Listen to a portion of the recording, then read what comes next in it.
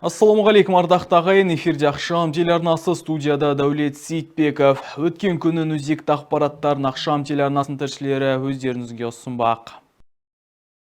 Ұлытау облысының әкімі Берік Әбдіғалиұлы Сәтпаев қаласына кезекті жұмыс сапарымен келді. Сәтпаев қаласының әкімі Асқар Ыдырысов қала тұрғындарымен кездесті.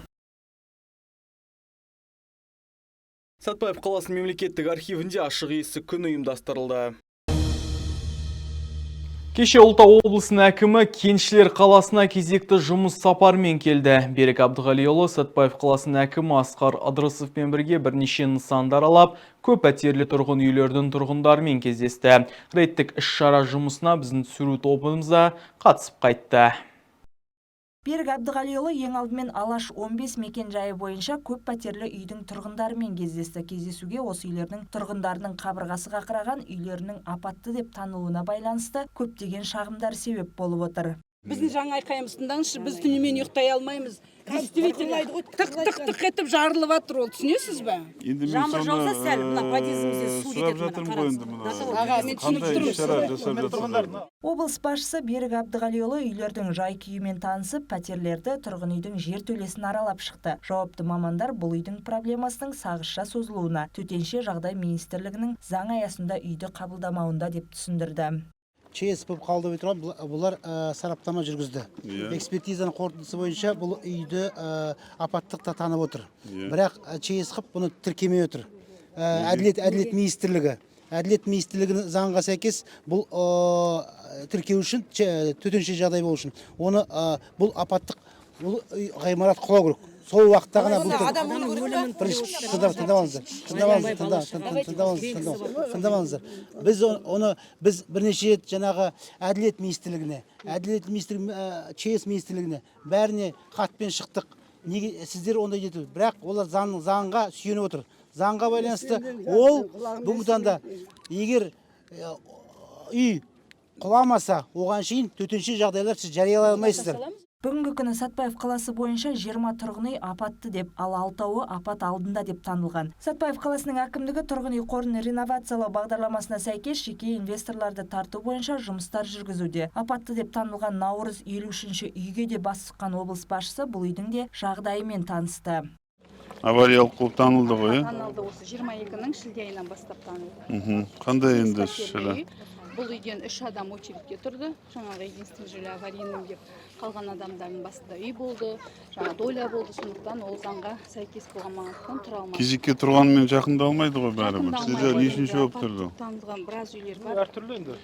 Тұрғын үйдің екінші қабатында шатыр опырылған, ол жерге жергілікті атқарушы органдармен және қала демеушілермен жөндеу жұмыстары жүргізіліпті. Сонымен қатар аталған тұрғын үйдің тұрғындарына заңнамаға сәйкес түсініктемелер беріліпті. Бүгінгі таңда аталған екі үйдің ішінен 21 пәтер иелері кезекке тұрғызылған. Одан әрі аралау барысында облыс әкімі Мәңгілік ел көшесіндегі номер 25-ші үйде болды. Бұл үйдің тұрғындарының бірі жақында аймақ басшысының жеке қабылдауында болып, өз тұратын үйдің жертөлесінде мәселелері бар екенін айтқан. Тұрғынның сөзін жерге тастамаған өңір басшысы аталмыш мекенжайға арнайы ат басын тіреген болатын. Алайда үйдің тұрғындары жертөлені күтіп ұстауға қатысты ешқандай шағым жоқ екенін жеткізді. Арнайы сапар аясында барған келесі нысан Сәтпаев қаласының номер 1-ші жылу станциясы болды. Облыс әкімі жылыту маусымына дайындық барысымен танысты. 4 жыл шу жұмыс істейді, бір резервте бар. Біреу резервте тұрады, А екінші подпитка екінші станциядан тоже 30 гигакалориядай подпитка жасаймыз уже. Ол жақта шкател бар, шкател тоже 60 миллион бір котелға. Жалпы общий деймін, қанша кетті сонда? 603 миллион. 603 миллион. 600 миллион. Емес программа. Ана пока решение комиссия шықпады ма? Итоги. Ну, этот конкурс Министерства энергии. Жоқ, ол қыркүйектің 30-ында болады дейді. Бұрын капитан ремонтты подрядный организациялар істейтін, қазір келесі жылдан бастап уже өзім істейік деп уже пландап қойдық. Өйткені подрядный келеді, олардың проблемалар көп. Білесіз, анау қымбат, мынау қымбат. Берік Әбдіғалиұлы қалада жылыту маусымын үзіліссіз және уақытылы бастауды тапсырды. Облыс басшысы жұмыс сапары барысында номер 8-ші шағын ауданда да болды. Негізгі мақсат осы шағын ауданның инженерлік коммуникациялық инфрақұрылымын салу жобасымен танысу. Қазіргі күнде бұл общий проекттің сомасы 305 миллион. Қазіргі күнде 600. Так, біз қазір қай жерде тұрмыз? Қазір мына жерде тұрмыз. Мынадан Бұл жерде қазір толық біз 6000 жүйесін толығын қазір сымын барлығын тартып болдық. 600 столбысын орнаттық.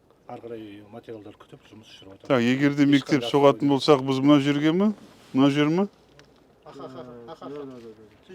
Мына земле бош қой мына жерде. Біз қазір сол жерге жаңа мектеп соғуды жоспарлағымыз келіп отыр. Дарынды балаларға. Бұл жерде 9 трансформатор түседі. Мына жерде 3 переключение қайттан 8 микрорайонмен кольцевоймен қосылып кетеді полмен. Сосын екінші 6 трансформатор былай қосылады. Вообще 9 трансформатор болды жерде. Номер 8 шағын ауданда жаңа коттедж қалашығын салу жоспарлануда. Мұнда бірыңғай сәулетті 480 үй салынады деп күтілуде. Сонымен қатар Берік Әбдіғалиұлы мұнда жатақханасы бар жаңа мектеп салу жоспарланғанын атап өтті. Алтынгүл Төлегенова, Вадим Кривов, Ақшам телеарнасы, Сәтбаев. Биылдан бастап президенттің жарлығына сәйкес кездесулер жылына бір емес бірнеше рет өткізіледі. Сол себепті қала әкімінің халықпен кездесуі бұл жолғы кездесу қаланың төменгі бөлігіндегі орналасқан тұрғындарға арналды. Асқар Абылайұлының жұртшылықпен кезекті жүздесуі кеше номер 27 мектеп ғимаратында өтті. Ең алдымен тұрғындар назарына қалада атқарылған жұмыстар туралы бейнеролик көрсетілді. Одан әрі шаһар басшысы қысқа есепке тоқталып, алдағы жоспарымен бөлісті. Төменгі жақта былтырдан бастап біз 5 көшені асфальттадық. Оның ішінде Құсайынов көшесі, Аманжолов көшесі, Иманов көшесі, Валиханов көшесі, Көктем көшесі. Сол көшелерді біз асфальттадық. Енді жылу мәселесі туралы, жылу желілері туралы.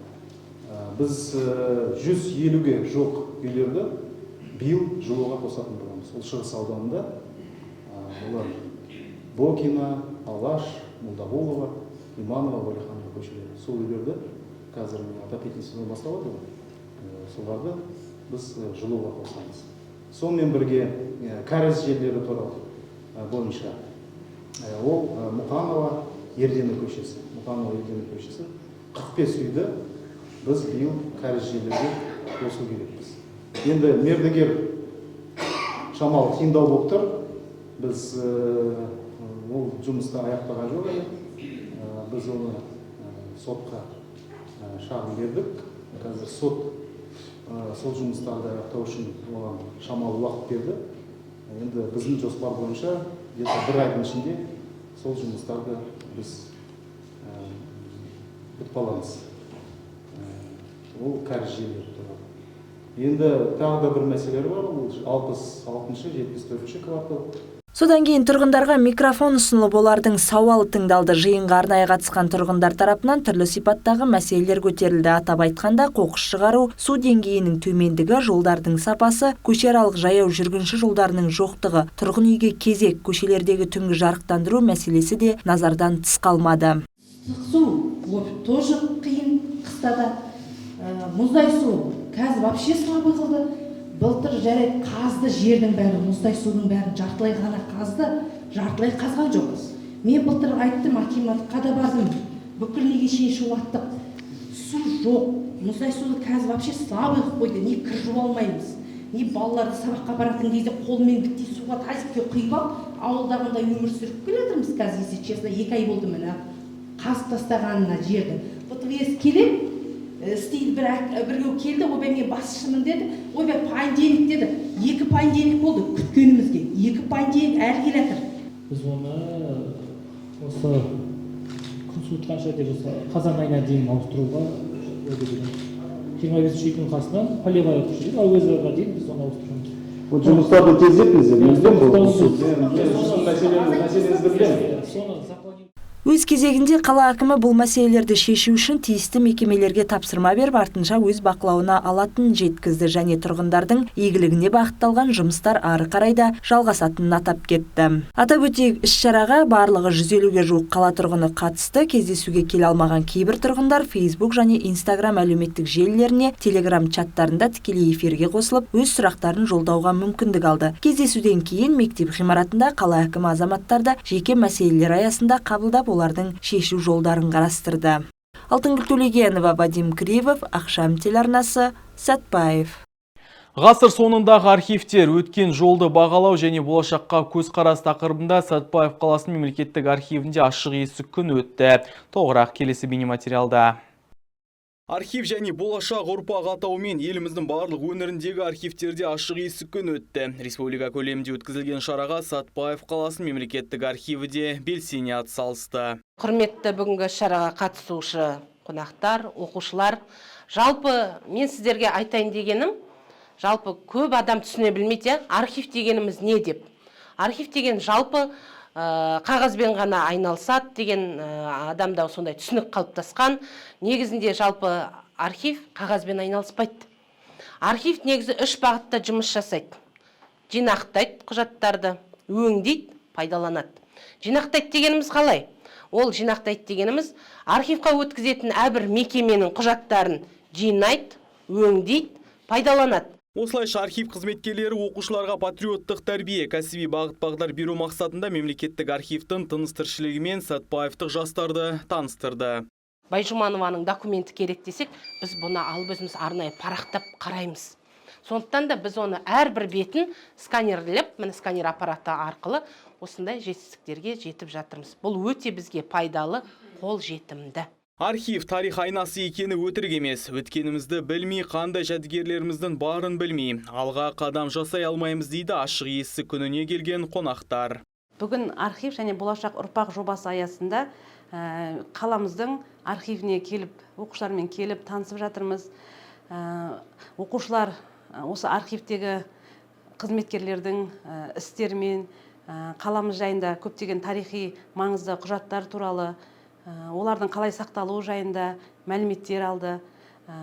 Бұл әрине бұндай іс-шаралар оқушылардың ғылыми жұмыстармен айналысуына, қаламыздың өсіп өркендеуіне үлес қосқан азаматтардың тарихы туралы баяндамалар әзірлеуде осы архивтен көп көмек алатынын білді. Архивтің жұмысына сәттілік деймін. Біз номер 16 жалпы білім беретін мектебінің оқушылары бүгін Сәтпаев қаласының архивтерімен таныстық. Бізге Сәтпаев қаласының көрнекті азаматтарының жетістіктері, марапаттары және де қол жеткізген жетістіктерін айтты. Біз жалпы Сәтпаев қаласының архивтері өзімізге керек мағлұматтарды білдік. Мүмкіндікті пайдаланған келушілер өздерінің көкейінде жүрген сұрақтарын қойып, архив саласын әр бағытында атқарылған жұмыстармен танысалды.